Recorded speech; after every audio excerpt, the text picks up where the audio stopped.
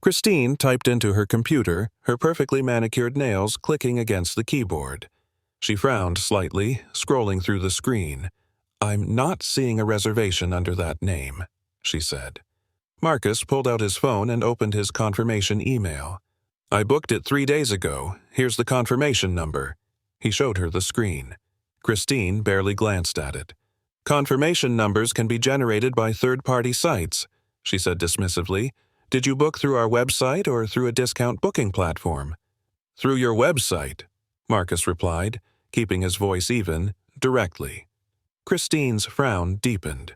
She typed some more, clicked around, then shook her head. "I'm sorry, but I'm not finding any reservation. Are you sure you booked the right hotel? There's a Meridian Inn near the airport that guests sometimes confuse with Grand Meridian." The implication was clear. "Maybe you're looking for the budget option." "I booked the Grand Meridian Boston," Marcus said calmly. "This hotel. Can you check again? The confirmation number is right here." Christine sighed, as if Marcus were being difficult. She took his phone, somewhat abruptly, and squinted at the confirmation email. She typed the number into her system. "Oh," she said, her tone shifting. "I see it now, but there's a problem." "What kind of problem?" "The credit card we have on file was declined. We couldn't process the authorization hold." Marcus's patience was beginning to wear thin. "That's not possible. That card has no limit and the balance is paid in full. Can you try running it again?" Christine's expression hardened. "Sir, if your card was declined, there's nothing I can do. Hotel policy requires a valid payment method before check-in." "Then run the card again," Marcus repeated. More firmly this time, Christine crossed her arms. "Even if I did, I'd need to see additional identification. And frankly, we've been having issues with fraudulent bookings lately. I need to verify you are who you say you are." Marcus pulled out his driver's license and a credit card, a black American Express Centurion card, one of the most exclusive credit cards in the world. He placed both on the counter. Christine picked up the license, examined it with exaggerated scrutiny, then looked at the credit card. Her eyebrows raised slightly when she saw the Centurion card, but the skepticism didn't leave her face. "This is a very high-limit card," Christine said slowly. "Can I ask what you do for a living?" The question was inappropriate, invasive, and clearly rooted in disbelief that Marcus could legitimately possess that kind of financial instrument. "I'm a business owner," Marcus said quietly.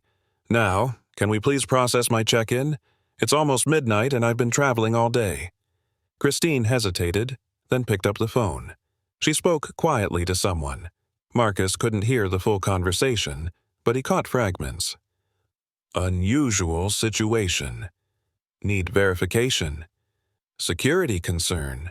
She hung up and gave Marcus a tight smile. "I've called my supervisor. He'll be right down." "Your supervisor? For what?" "To assist with the check-in process." Christine said primly, "Hotel policy." The young Latino desk clerk had been watching the entire exchange, his expression troubled. He leaned over to Christine and whispered something. She waved him off dismissively. 5 minutes passed, then 10. Marcus stood at the desk, exhausted and increasingly frustrated, while Christine busied herself with paperwork and avoided eye contact. Finally, a man emerged from a door behind the front desk. He was white, in his 50s, wearing a suit and tie despite the late hour.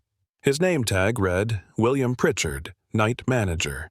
"Good evening, sir," William said, his tone more professional than Christine's but still carrying an edge of wariness. "I understand we're having some difficulty with your reservation?" "No difficulty," Marcus said, his voice calm but firm. "I have a valid reservation, valid ID, and a valid credit card. Your front desk manager seems to think there's a problem when there isn't one." William glanced at the computer screen, then at Marcus's ID and credit card still sitting on the counter. "Mr. Webb, I apologize for the confusion, but we do need to verify—" "Verify what?" Marcus interrupted. "I've provided everything required. What exactly are you verifying?" William shifted uncomfortably. "We've had incidents of credit card fraud recently. When a guest arrives late at night with a high-value card and a reservation that seems unusual, we have to be careful." "Unusual how?" William didn't answer directly. Perhaps we could arrange accommodation at one of our partner hotels nearby. There's a Holiday Inn Express. Marcus felt his jaw tighten. You're refusing to honor my reservation and suggesting I go to a Holiday Inn? I'm suggesting that there might be more appropriate— Say what you mean, Marcus said quietly. You don't think I belong here. You looked at me and decided I couldn't possibly afford this hotel, so you're trying to send me somewhere else. Christine's face flushed. That's not— We're just following protocol. Protocol? Marcus repeated. I've stayed at luxury hotels all over the world. I've never once been asked what I do for a living. I've never once been told my credit card needs verification when it's a Centurion card. And I've certainly never been told to try a Holiday Inn instead. The young desk clerk spoke up softly. Sir, if I could just— Miguel, this doesn't concern you, Christine snapped. Actually, it does, Miguel said, his voice still quiet but firm. I looked up his reservation. It's legitimate. The card authorization went through fine. There's no reason not to check him in. Christine's eyes flashed. That's not your decision to make. At that moment, the elevator doors across the lobby opened, and a woman in her 60s stepped out. She was black, elegantly dressed in a business suit despite the late hour, and carried herself with unmistakable authority. She walked directly toward the front desk, her expression darkening as she took in the scene. Marcus, standing with his ID and credit card on the counter, Christine and William behind the desk looking defensive, Miguel looking distressed. What's going on here? The woman asked, her voice sharp. William straightened immediately. Ms. Patterson, I wasn't aware you were still in the building. Clearly, she said. I was reviewing reports in my office and happened to check the security monitors. Imagine my surprise when I saw what appeared to be a guest being refused service at the front desk of my hotel. Regina Patterson was the Regional Director of Operations for Grand Meridian's East Coast properties. She'd been with the company for 28 years, had worked her way up from housekeeping to one of the highest positions in the organization, and had a reputation for running tight ships and accepting no nonsense from anyone. She looked at Marcus. Sir, I apologize for whatever has happened here. Can you tell me your name? Marcus Webb. Regina's eyes widened slightly. She recovered quickly, but Marcus saw the moment of recognition. She knew exactly who he was. The acquisition had been announced internally 2 weeks ago. Senior leadership had been briefed that the new owner might conduct surprise visits. Mr. Webb, Regina said carefully, her tone now professional but with an undercurrent of concern. Welcome to the Grand Meridian Boston. I'm Regina Patterson, Regional Director. May I ask what the issue is?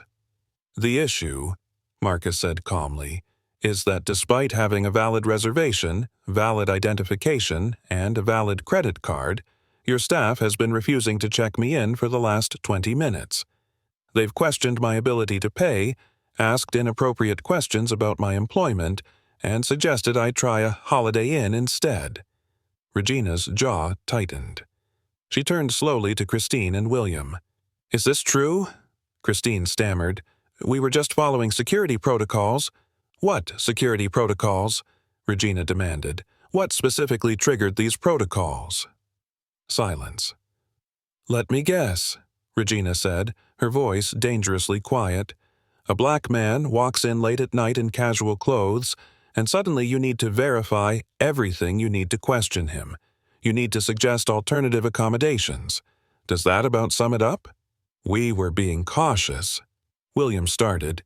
You were being discriminatory. Regina interrupted. Mr. Webb, on behalf of Grand Meridian Hotels, I offer you my deepest apologies. This is completely unacceptable. She turned to Miguel. Check Mr. Webb in immediately, upgrade him to our best available suite, and comp his entire stay. Yes, ma'am, Miguel said quickly, his fingers already flying over the keyboard. Regina looked back at Christine and William. Both of you, my office, now. But the front desk, Christine protested. Miguel can handle it, move. As Christine and William reluctantly headed toward the back office, Regina turned to Marcus one more time. Mr. Webb, I hope you'll allow me to personally ensure the rest of your stay is exemplary, and I hope you'll give me the opportunity to discuss this matter with you tomorrow. Marcus studied her for a moment. Regina clearly knew who he was. She also clearly understood the gravity of what had just happened. He made a decision. "Ms. Patterson, I appreciate your intervention, but before you go speak with your staff, there's something you should know." "Sir?" Marcus reached into his bag and pulled out a leather folder. He opened it and showed Regina a document. The first page of the acquisition agreement, with his signature at the bottom next to the Grand Meridian Hotels corporate seal. "I'm not just a guest," Marcus said quietly. "As of 2 weeks ago, I own this hotel. I own all 18 Grand Meridian properties, and what just happened here is exactly why I came unannounced. I needed to see how my hotels treat guests who don't look like they belong." Regina's face went pale. Christine, who'd been walking toward the back office, stopped in her tracks and turned around, her expression stricken. William looked like he might faint. You're the new owner?" Christine whispered. "I am," Marcus confirmed. "And in the last 20 minutes, I've experienced firsthand the discrimination that black guests face at supposedly luxury hotels. You profiled me. You questioned my finances. You tried to send me to a budget hotel, all because you looked at my skin color and my casual clothes and decided I didn't belong." Christine's hands trembled. "I didn't know." "That's the point," Marcus said firmly. "You didn't know who I was. But even if I'd been a teacher, a nurse, a postal worker, anyone with a legitimate reservation, what you did was wrong. Service shouldn't depend on whether someone looks wealthy enough or white enough to meet your expectations." He turned to Regina. "Ms. Patterson, I'd like to meet with you tomorrow morning at 9. We're going to review every discrimination complaint filed against this hotel in the last 5 years. We're going to examine hiring practices, training protocols, and guest satisfaction surveys broken down by race, and then we're going to fix this." "Yes, sir," Regina said, her voice hoarse. "Absolutely." Marcus looked at Christine and William. "You're both suspended, effective immediately. HR will contact you tomorrow about your future with this company, or lack thereof." Christine's eyes filled with tears. "Please, I've worked here for 12 years. "Then you should have known better," Marcus said quietly. "Miguel, can you finish my check-in?" "Of course, Mr. Webb," Miguel said, handing him a key card. "You're in the presidential suite on the top floor. Is there anything else you need?" "Just some sleep," Marcus said. "Thank you for trying to help." Miguel nodded, his eyes conveying relief and respect. Marcus took his key card and headed toward the elevator, leaving a silent lobby behind him. The next morning, Marcus met with Regina in her office. She'd pulled records going back 5 years. Guest complaints, employee grievances, satisfaction surveys, audit reports. The data told a damning story. Black and Hispanic guests at Grand Meridian properties consistently rated their experiences lower than white guests. They reported longer wait times at check-in, more frequent requests for additional identification, and placement in inferior rooms despite booking the same room categories. Several properties had pending lawsuits alleging discrimination. "How did this happen?" Marcus asked, looking at the reports spread across the conference table. Regina sighed heavily. "Institutional culture. We've been operating the same way for decades. Training was minimal. Leadership was mostly white and didn't see the problem, or didn't want to see it. When guests complained, we'd handle it quietly, offer compensations, make it go away without addressing the root cause. That ends today," Marcus said. "Here's what we're going to do." Over the next 4 hours, Marcus and Regina developed a comprehensive plan. Mandatory implicit bias training for all staff, diverse hiring initiatives, third-party audits of guest experiences, a zero-tolerance policy for discrimination, and a guest advocacy hotline that reported directly to Marcus's office. Christine Hartwell and William Pritchard were terminated.